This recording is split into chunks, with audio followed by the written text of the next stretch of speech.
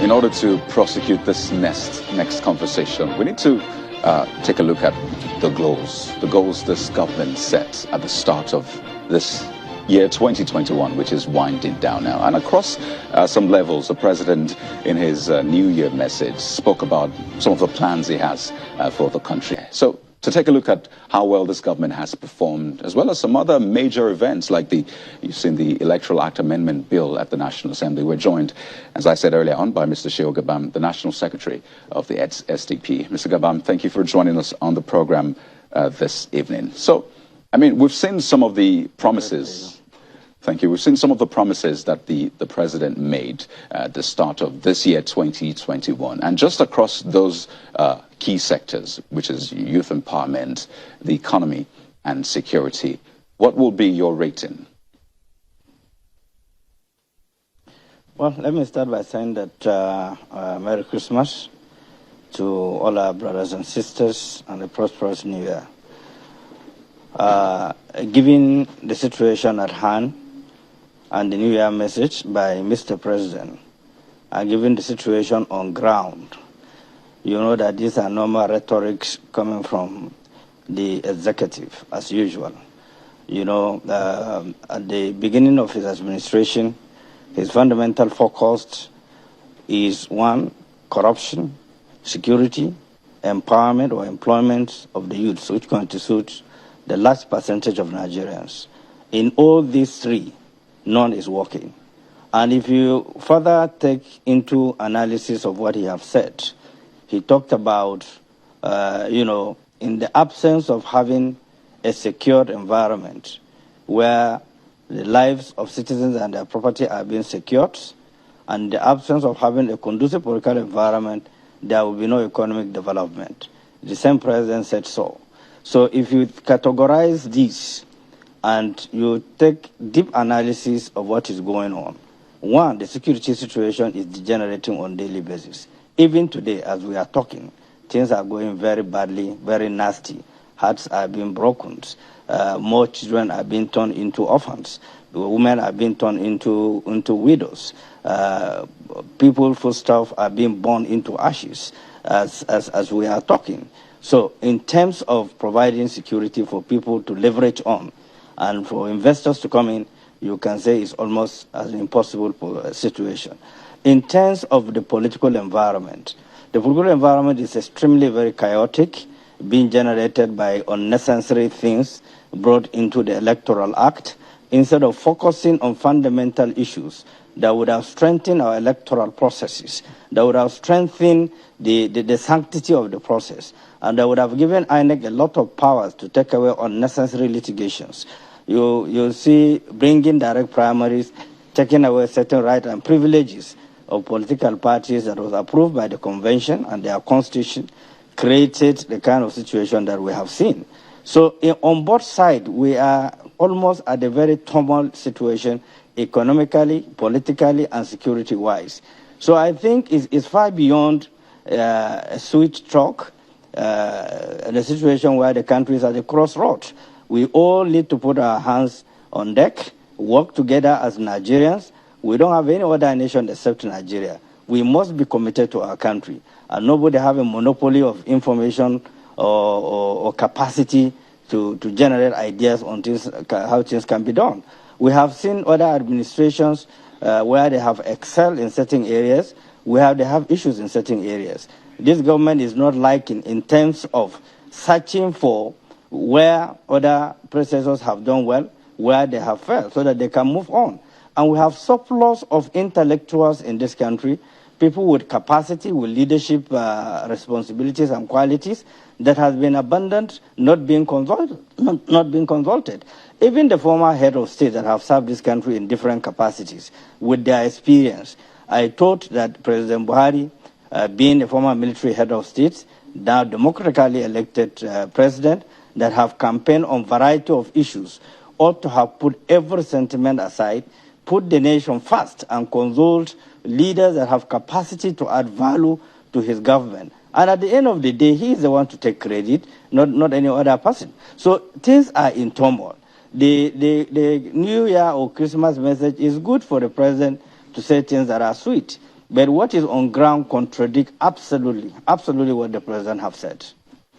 Just to be clear, do you have it on good authority that the president does not consult with some of these leaders? Do I need to have it on good authority? I'm always listening to current affairs. I watch Federal Executive Council meeting. I watch all the necessary meetings that are needed. And before I know, there's what they call Council of State meeting, where all the former head of state used to attend. And we have seen other former head of state who traveled, visit some very important personalities that have vast experience, vast knowledge on governance. And they did well. In fairness to them, they did very well. Nigeria is a very complicated country. I can tell you Nigeria is more complicated than US. Our diversity shouldn't be our weakness. Our diversity should be our strength. And in a country where you have a very young, vibrant people, very young people that are committed, that are very active, in a country where you have a very virgin economy, there is no reason absolutely for Nigeria to go through what they are going through today. There's no reason for poverty in Nigeria, no justification for it. You can diversify this economy. You can restructure this economy to accommodate the situation that we have on ground. You cannot continue producing a population that you do not plan for. We have over 200 million people, and every day, if you go and do a checklist of women that are giving birth in hospitals, go to the population census, it's very scary, it's very disturbing. And there is no single plan. I don't know if there's a Minister of Planning right now, to articulate some of these programs and policies to help the government, stabilize their policy and program. So it's a very chaotic situation that we are in. We can't travel anywhere. You can't walk on the street feeling free. Even in your house, you feel panic, because the system, the pressure is palpable, is touchable. So the president needs to know this. If there's people in the government that are not telling him, they are protecting him from hearing some disturbing news, when you fail to do the needful will come to you. And all we are telling the president, do the needful, so that the needful will not be there. And that needful will not be good for anybody, will not be good for the country.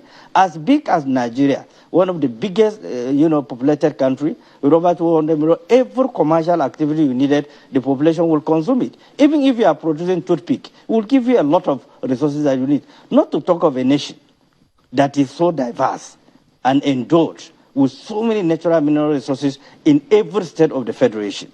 And you need to do the needful to adjust all those things, allow investors to come in, take away lazy governance, irresponsibility, reactivate structures of governance. The governance should allow local government to function, should allow state assembly to function, should allow state judiciary to function. These are things that protect people from going to the extreme. As it is today, the only emperors you have who are capitalists and imperialists elected are the governors.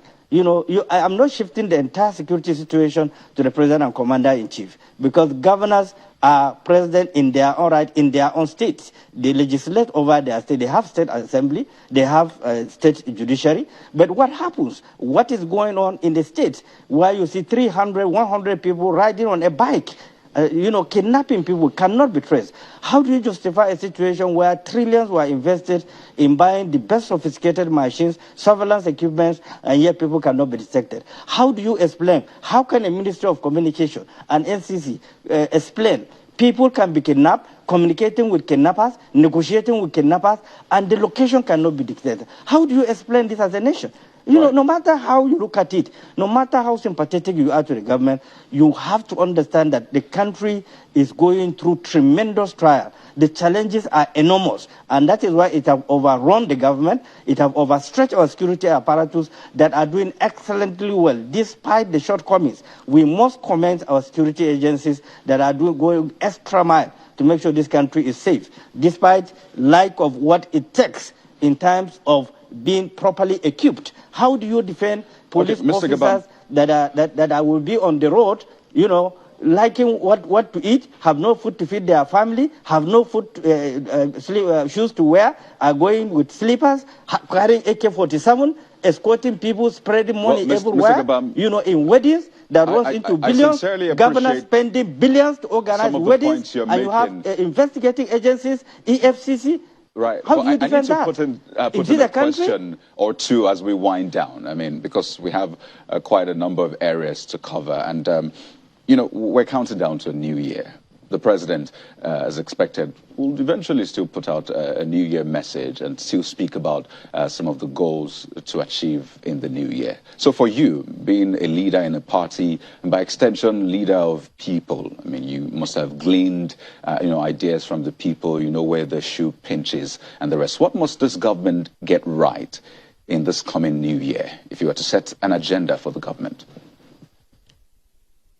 My agenda for the government and for this president that I have voted for, which gave me the right and every power to contribute and to criticize positively, is to engage the society.